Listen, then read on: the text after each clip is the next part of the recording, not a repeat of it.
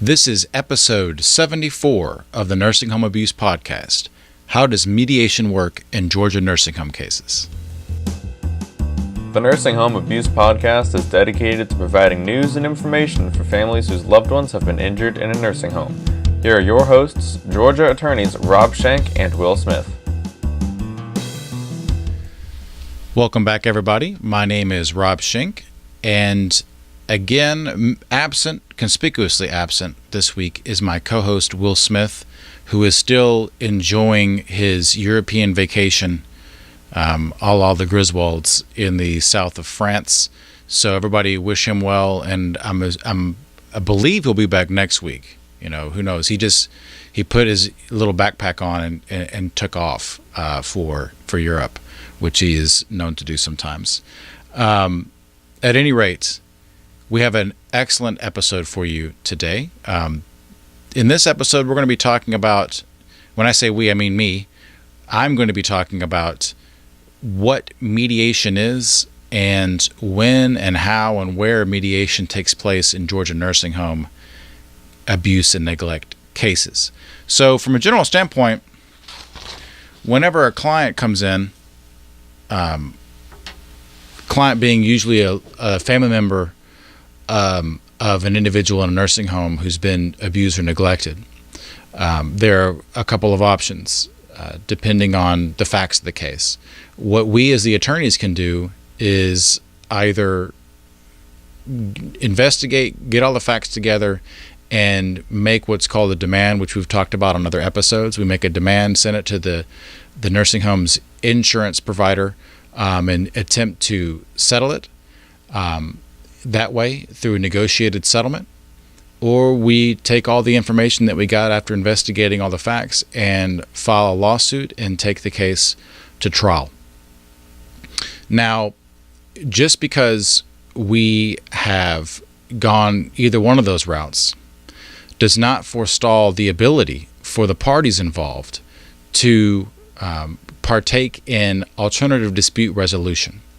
Alternative dispute resolution is a method of resolving a claim that does not involve filing a lawsuit. The most common form of ADR, alternative dispute resolution, is mediation.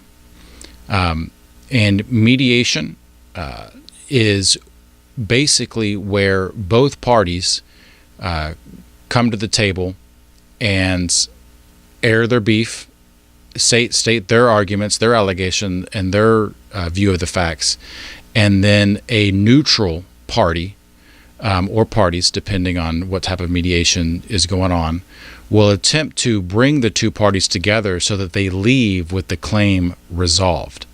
So as I said, the parties can agree to mediate no matter when or where or what is going on. So in the case of when our office sends a demand, sometimes, depending on the law firm involved or the nursing home involved, we will say, let's go ahead and mediate right off the bat. And if they agree, then we go do that.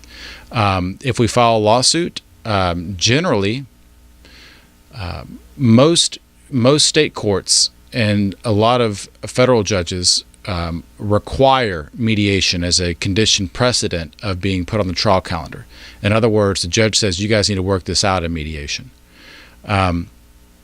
So it's very common to be required by the judiciary to mediate or work out and resolve these claims outside of a jury trial.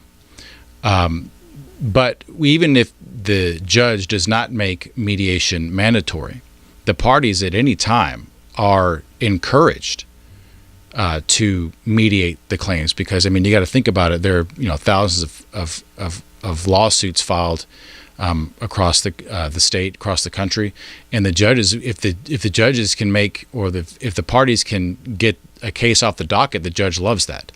So the judge will always encourage that parties mediate these claims.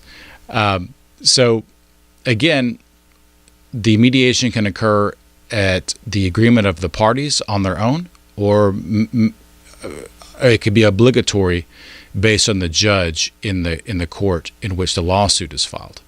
So that's when and when a mediation can occur. So how does the mediation occur? So again, everything is generally going to be by agreement, a good faith effort to get the claim taken care of. So generally, when you're dealing with the parties agreeing on their own to mediate, then generally the nursing home or the insurance provider for the nursing home will have a couple of neutral parties that they would like to be the mediator. And in our office or the resident's attorney will probably have 2 or 3 choices that they like. And then that's probably going to be one of the first things to be hammered out is who's actually going to be the mediator. In our experience, we have the people that we like. We understand the people that they like, and we, scratch people off the list. We go back and forth, and we finally will settle on somebody. And then, by and large, there are generally the mediators that are used by people are either going to be part of a mediation organization. Like in Georgia, there are ADR groups such as JAMS or Bay or Miles Mediation, companies that have contractors that are usually attorneys or judges that act as mediators. So you would just call up the ADR company and say, hey, we've agreed upon XYZ person. Can you, open up some dates for us, yada, yada, yada. Or sometimes the mediator owns his or her own company, or it does it on the side, and you contact them directly. So that's what our office is, or what the other person's office does, is we decide on the mediator, and then if the mediator is part of that organization, we go there. So I guess long story short is the mediation will generally take place most often at the offices of the mediator. And again, like I said, if the mediator is part of a large organization, it's usually going to be in that organization's offices. So you'll be taken to usually the mediation begins where your attorney, or the resident's attorney and the resident, or if not the resident, then the loved one of the resident, generally most often it's the loved one of the resident, will be on one side of the table. And on the other side of the table, you'll generally have the attorney for the nursing home, and then some sort of, depending on how serious the nursing home is taking the case, some representative of the nursing home, and then a representative for the insurance company that is that's covering or has the policy that's covering the claim. So you usually have 2 or 3 people on the other side: the attorney, administrator, director of some sort, owner of the facility, sitting next to the adjuster. Then you have the mediator in the middle, at the head of the table usually. And what will happen is that the mediator will, introduce have the parties introduce each other. The mediator will go lay the ground rules, and some of those ground rules will be that in mediation, number one is mediation is private and confidential. So generally what is said in the mediation is if the claim cannot be resolved, then what's said at the mediation is not going to be used at trial. That's usually the number one ground rule. Number two is that it's the mediation, once the parties have agreed and it's on paper, it can be final. But up until that point, both parties have the right to get up and leave if they so desire, if they feel that the participants on the other side are not participating, so to speak, in a good faith effort. So that's that's one of the ground rules. If you come to an agreement with the nursing home and that gets reflected on that paper and everybody signs it, that mediation resolution is now binding. Okay. However, up until that point, you can bounce. You can get out of there if you want to. Number 3 is usually kind of an offshoot of number 2, that the mediator prefers it when everybody's there in good faith. Sometimes parties arrive with expectations that are not reasonable. So on the resident side, maybe they want $1 billion, which can be unreasonable depending on the case, depending on most cases. On the other side, maybe they want to throw a nominal amount of money on the table and say this is fair. and when they're really just stalling or they want to see the people face to face. So mediation generally only works if both parties are there to get it taken care of. Now, after that, generally, there are going to be prepared remarks by both attorneys. Some attorneys will give basically what would amount to be an opening statement. So there'll be a PowerPoint presentation, and they'll discuss what, if this case went forward to trial, what would be the facts that would be presented into evidence at trial. So they would likely, depending on how far along the case is, they could have deposition testimony, video testimony they could show, or medical records, or basically, show that they're not messing around, or maybe present some things that the other side is not aware of. But as a side note, from a logistical standpoint, we generally don't go into a mediation without having provided the other side with everything. Because if you're, in our experience, if you're presenting evidence for the first time to an insurance adjuster, you're not going to, generally get the best offer, because they need time to go back and recalculate that into their numbers. So generally, we like to provide everything to the other side, so there are no surprises. So everybody has their orbit of what the case value is, that is based on all the evidence that is available. There are, generally not a secret in mediation, unless there's some extenuating circumstance that would call for that. I'm not saying there's never one, but generally, by and large, if you want to get it done, you want to provide them with all the ammunition that they need in order to, get the best offer on the table that day. So the opening statements are done, and generally the opening statement is just a way of saying, listen, at trial, the claims and the defenses, the nursing home's defenses and the plaintiff's claims, are going to be placed into the hands of 12 individuals to decide. The merits will be decided by those 12 individual members of the community. That's the best system in the world. We have the best civil justice system in the world. However, sometimes it is not as reliable as we would hope it to be. In other words, sometimes a case with particular facts could go one way, sometimes it can go another way. So it's not consistent, often not consistent. And understanding that, I'm not saying that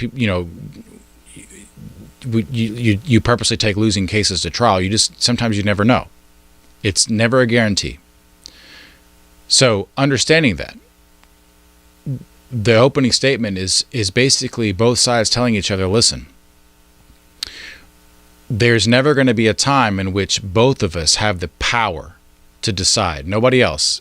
The person sitting across the table and the person sitting on this side of the table right now have 100% of the power to decide what this case is worth and whether or not we're willing to walk away with the settlement.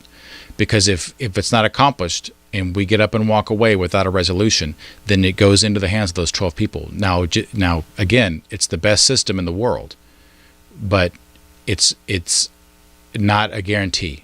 There are a lot of variables that we don't know. So today in the mediation, this is how we're going to, we are in command of how it gets resolved. So we say, we have a certain value, you have a certain value, and it's the job of the mediator to see if we cannot get both sides into, if you think of it like a Venn diagram, the two circles, get those two circles to intersect and figure out if we can leave today with that X where the two circles have met, somewhere in that area. And that's the point. So if you continue with that Venn diagram model with the two circles, if the two circles are so far apart, the mediator can't do that. The mediator's job is to get those two circles to overlap even in the slightest to get the job done. So after opening statements, after everybody, let me back up. So sometimes in opening statements, this is a time, particularly if you think that, there's a good chance to get the case done. This is an opportunity for the client, for the loved one of the resident, to speak their piece. There is an individual sitting across that table, a human person who is potentially liable, responsible for the injuries to their loved ones, sitting across from them, and they have to listen. So generally, depending on the client, this is not necessary. I mean, it's only for the clients that want to do this. But they want to speak their piece. They want to say, I think that you did this to my loved one, to my grandparent, to my parent, to my spouse, and I don't think it's right. And, it can be emotional, but it can also be very cathartic to get that off of your chest, to be able to look that person that is ultimately responsible for your loved one and tell them what you think about them.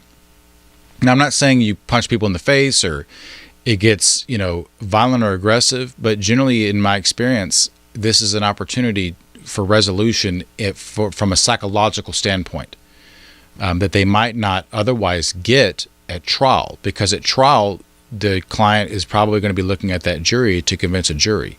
Here, you're literally telling the person, you're 2 feet away. You'll never get that opportunity again to say your mind, to speak your mind to them, and that's another component. And sometimes clients want to do that, sometimes they don't want to do that. But that's another advantage of the mediation process. So after the opening statements, after the mediator gives the initial ground rules, talks about where the bathrooms are, we'll order lunch at such and such a time. Then we do what's called caucus, which is where the parties will retreat to different rooms, different conference rooms. So the attorney for the resident and the resident, or the loved one of the resident, go in one room, and the nursing home representative, the attorney for the nursing home, and the insurance adjuster go in another room. And what happens at that point is that the mediator will go room to room talking to each party. So, for example, generally what happens is that the mediator will say something along the lines of, where does the claim sit right now? So if one side has made a demand or an offer to settle, and we're waiting for a response, then the mediator will begin by going into the room of the person that needs to provide a response to the demand or to the offer. So, for example, if the attorney, if we representing a resident have made a demand for X dollars, and the nursing home has not responded, then the mediator will begin in the room of the nursing home. If, in another instance, if we've made a demand for X amount of dollars and the nursing home has responded with Y dollars, and now we've gone to mediation, the mediator will start with us, because the ball would be in our court to respond to the Y offer. So what happens when the mediator begins in that room with the individual generally that needs to respond to an offer or a demand? They'll talk about the case, and what the mediator talks to the opposing counsel, or to whatever counsel, to the people in that room, is going to be private unless they tell the mediator to tell the other side. So they're going to be talking confidentially to each other about the strengths, weaknesses of the case, what they value the case, but a lot of times they keep that information from the mediator, what their top offer will be, which again I think makes the job of the mediator harder. But the counsel there will talk about it, and then they'll come up with some type of offer to go back, the response essentially. The mediator helps facilitate a opening response. And so at that point, the mediator will come over to the other side, to their room, and they'll do the same thing. Here is their response to the latest offer. And at that point, the other side will do the same thing. They'll go, okay, well, we don't like that. Here are the facts that we're stressing in a counter to what facts they're stressing and why we think their facts are weak and our facts are strong. And then they'll give the mediator another number. And the mediator goes back and forth, room to room, talking about strengths and weaknesses and responding to the strengths and weaknesses with each party individually, apart from one another, confidentially. And so what this does is usually it gets you the purpose of the mediator going room to room is to get those begin the Venn diagram, the two circles, a little bit closer to one another, a little bit closer to one another, a little bit closer to one another, because that mediator to do his job, he's got to get those circles to overlap at some point. And there are methods if the mediator can use. Sometimes the mediator will say, let's do a bracket. So, for example, get both parties to agree that we can leave today for a value of between $10 and $50. And then, so that leaves out everything below $20 and everything above $50, and the mediator will start working the group within those numbers. Sometimes, the mediator can say, "But you give me your lowest offer, you give me your highest offer." It'll be silent, and if they intersect, we're done. Things like that the mediator can do. But often the advantage of a mediator in many instances is that the mediator hopefully has experience in the particular practice area. So generally we will only select mediators, and generally we'll only have mediators selected that have experience litigating nursing home abuse cases, whether on the defense side or the plaintiff side. Hopefully you get somebody that has done both because they have the perspective of both sides. So the advantage of the mediator in many instances is being able to talk sense into the parties at the table, not necessarily the attorneys, but literally the insurance adjuster or the nursing home representative, to say, listen, your value on this and your perception on this case is completely out of whack. Based on just my experience, you need to consider X, Y, and Z. So the advantage of the mediator is when they're caucusing, when they're by themselves with the other party or with your party, they can speak sense into them and walk them off of a ledge, where you, or not you, you as a resident or the loved one of a resident, along with your attorney, generally don't have that type of objective leverage over the other side. They're going to say, well, you're just an advocate, why are we listening to you? But when you're, the mediator is saying, listen, I don't have skin in this game. I've evaluated this case, and I think that your offers are, not on par with what would happen in a court of law. That's a good thing. And sometimes that happens with our own clients. The mediator will say, hey, listen, we can all agree that what happened to your loved one is terrible. However, these things work out in a certain way at trial, and perhaps it's better if we walk away with X, Y, and Z.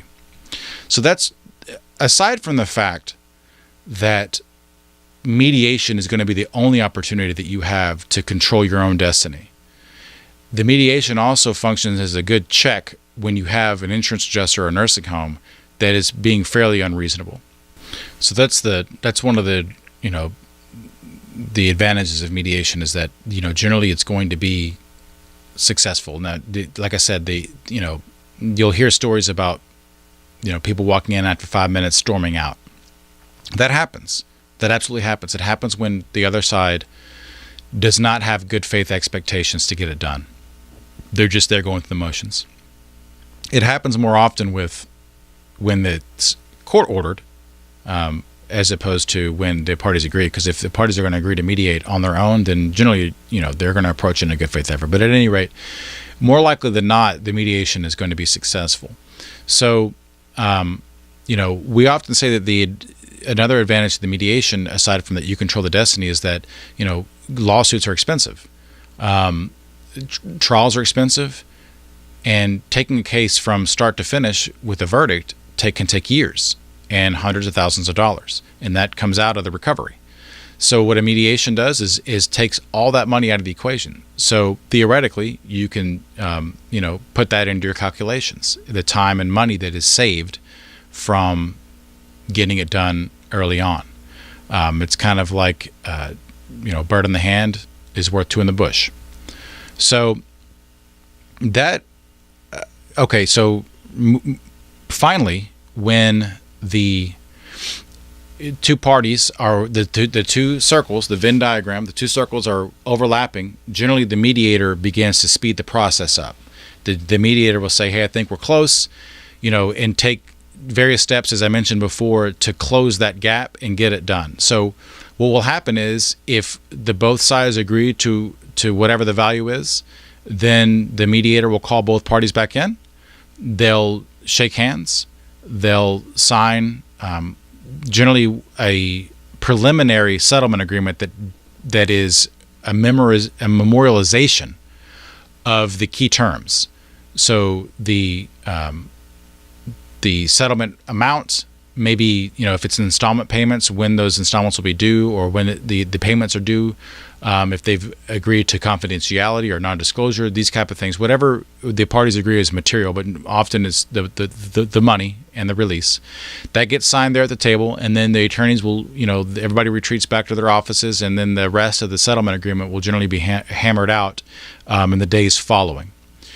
But that's generally what mediation is. That's logistically how it works, some of the advantages to it, and why sometimes it's preferential to taking a case all the way to verdict. And I think that is going to conclude this episode. I promise you that next week, Will be back from the south of France eating macaroons. I'm pretty sure. Because it's kind of getting lonely. I got an empty headset over here. But at any rate, that's going to conclude this episode of the Nursing Home Abuse Podcast. You can watch the podcast either on our YouTube channel or at our website, which is nursinghomeabusepodcast.com. Or you can check us out, Spotify, Stitcher, iTunes, Podcast Puppy, wherever you get your podcasts from. And with that, we will see you next time. Thanks for tuning in to the Nursing Home Abuse Podcast. Nothing said on this podcast, either by the hosts or the guests, should be construed as legal advice, nor is intended to create an attorney-client relationship between the hosts or their guests and the listener. New episodes are available every Monday on Spotify, iTunes, Stitcher, or your favorite podcast app, as well as on YouTube and our website, nursinghomeabusepodcast.com. See you next time.